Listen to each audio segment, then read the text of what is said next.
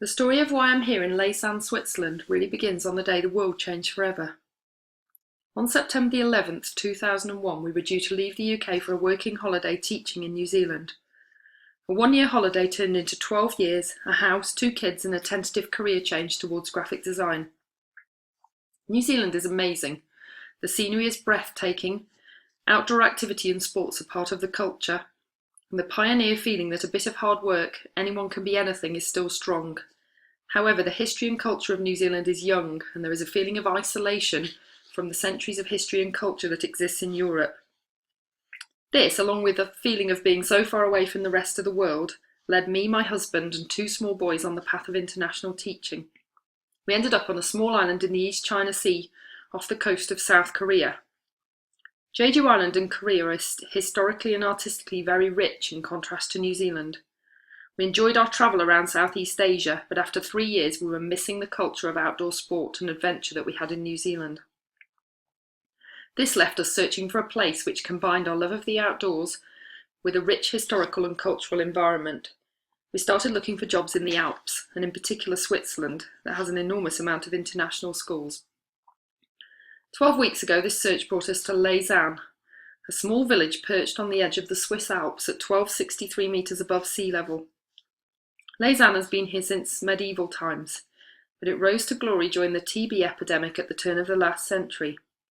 The Victorians believed that fresh mountain air and sunshine could cure this disease, and Leysin has both in abundance. In 1875 a road was opened up from the fertile terrace beside the Rhone River below, and this was followed by a cog train from Aigle in 1900, allowing materials to be brought in easily, and a huge development followed. TB sanitariums sprung up everywhere, the grandest of these rivaling any of the top hotels on the Riviera. Leysin American School, where I live and work, is housed in buildings which were once such institutions. The grandest of these, the Grand Hotel, houses the school's teaching space and art rooms. The architecture of this building is beautiful. It's Victorian in style, but it's more understated than the high Victorian style that exists in the UK. The colours are natural and they work in harmony with the landscape of this beautiful place. After advances in treatment of TB with antibiotics in the 40s and 50s, Leysin reinvented itself as a tourist resort, attracting hikers in the summer and skiers in the winter. This historic postcard advertises Leysin to Victorian tourists. The beauty and tranquility of the landscape here is awe-inspiring. As a creative individual, the feeling of being up above everything, in the clean, clear alpine air, refreshes the soul. It creates a feeling of new beginnings and renewed excitement about the world of art and design, for me, which coincides with the start of this course. The view out of our apartment window is the same, yet different every day. I have so many pictures of this view, in different lights, at different times of day, with different weather conditions. It never fails to make me smile in the morning when I open the curtains. Our apartment is small, but the view is so big it never fails to provide inspiration. The colours in this place are ever changing too. The summer brings blue skies and gentle haze around the valleys, which softens the colour to a subtle range of blues and greens.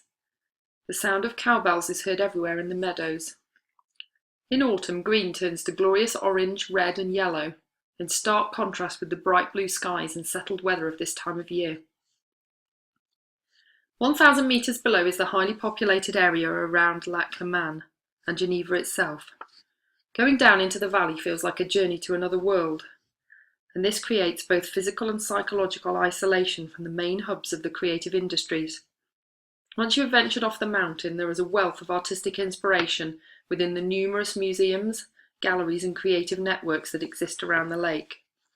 Today, as I set out on my walk, I hope to discover more about the creative networks in Leysin itself. As I have only lived here for 12 weeks, I know very little, and I also have the language difficulty that my French is far from fluent.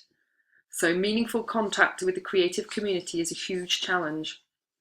Of course, I already know a little about the Swiss style in design that eventually went on to become what was known as the international style.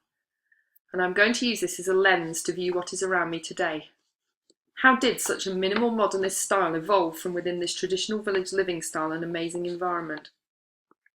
One of the first things I noticed, aside from the majesty of the landscape itself, is the architecture. The vernacular architecture of wooden Swiss chalets very much follow the modernist ideal of form follows function. Today, covered in snow, the inhabitants are warm and insulated and protected from the harsh winter environment.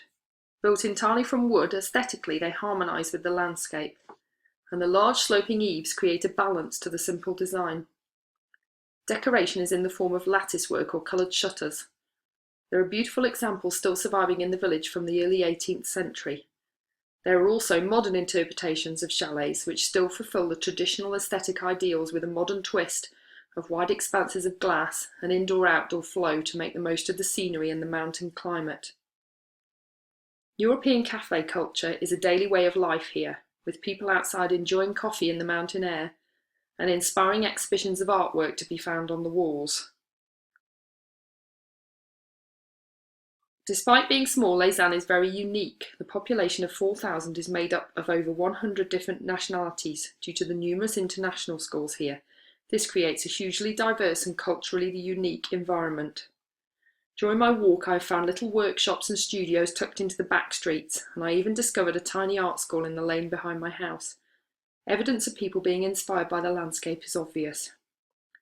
I'm starting to learn that the Swiss are a nation of quiet innovators and entrepreneurs.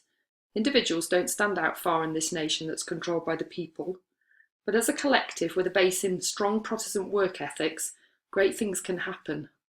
They are logical and organised, so the international style of grid-based design fits this persona. I feel that living here I have plenty of creative inspiration in my views, the amazing weather and the clean air, but I will need to use the internet to stay connected to the art community, to a great extent to stay in touch with the world outside.